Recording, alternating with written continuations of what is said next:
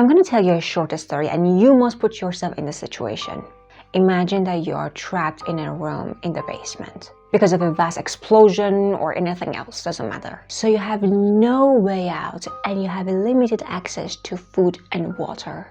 And unfortunately, you are not alone. But there are 10 other people next to you in that room. So in the beginning and in the first days, you're going to treat them nicely. You try to be fair and to have a peaceful coexistence with them. But what about the other next month when you run out of food and water? The question is that, how nice do you predict you will be? The movie that I'm going to review and give analysis on has a kind of similar circumstances. So if you want to know what is the movie and what's the hidden message in it, then you need to grab your popcorn and soda and sit somewhere quiet and watch this video till the end.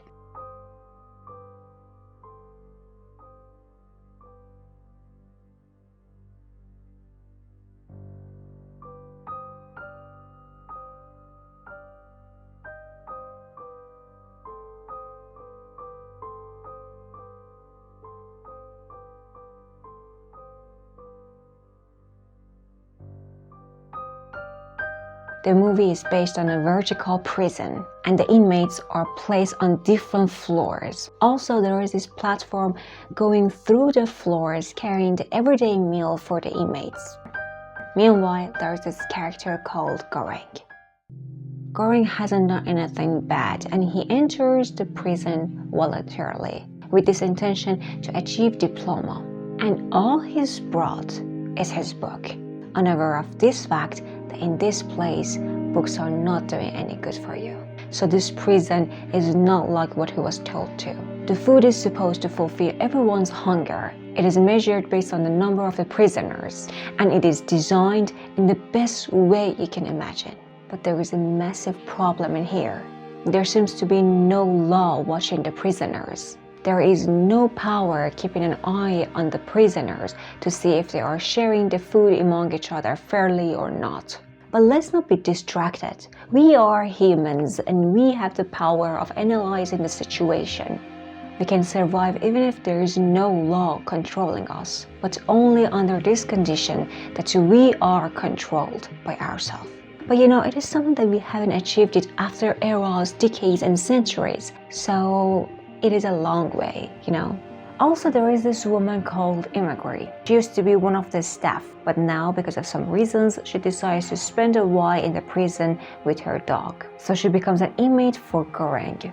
In one scene, Imagri says something which shows the system's strategy.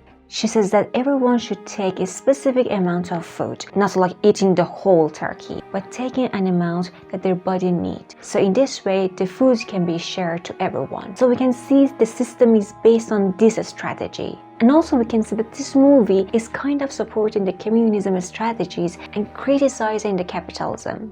I mean, it's a thing that I can say in this movie. So back to the point, she mentions this strategy, and at the same time we see the inmates on the upper floors in which they have much better situation, but they are using up all the food. They look downward and they address the others that they have suffered much when they were living on the lower levels. So now that it's their turn, they deserve to compensate all the suffers they've been through. So here we see an individualistic society with different social and financial levels in which self is superior to others. You must take food before others take it, and you must eat before you get eaten.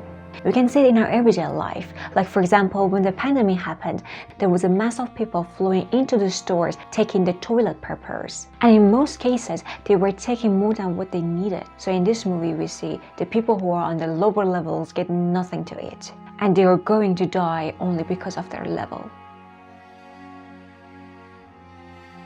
Beside all these facts, we cannot ignore how faulty the system is. The system in which the quality of the dishes is much important than the management and the way to handle the situation. Also, let's not forget that there is a child in this prison. It is not allowed to imprison anyone under 16.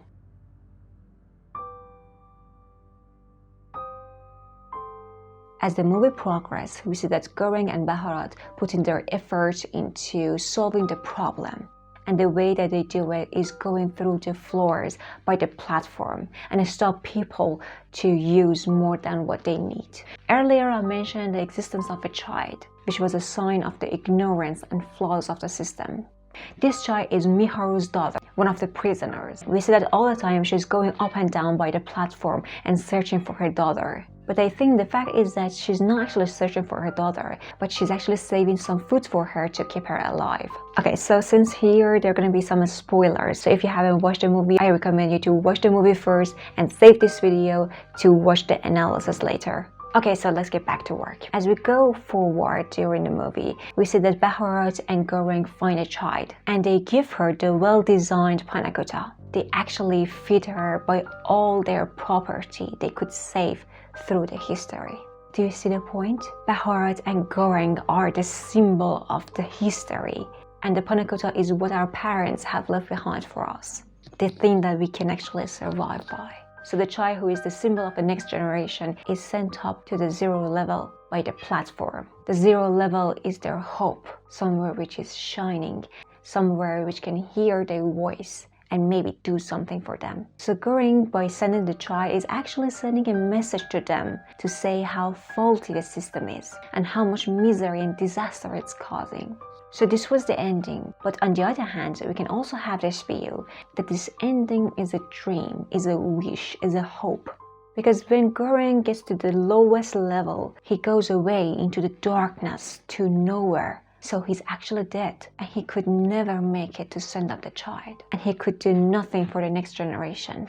Also here, Goreng is captured like Jesus. He's always carrying this book, reading the lines. He's trying to save the next generation, but his efforts is actually doing no good. So this was the movie I wanted to tell you about. I hope you enjoyed it. If you've enjoyed it, please like my video, put comments, and subscribe my channel to have the next reviews and the next 5 top movies lists. Also, I have this Telegram channel on which I put the movie soundtracks. So if you'd like to have those, you can join my Telegram channel by the link I just put in the description. Until the next video, good afternoon, good evening, and good night.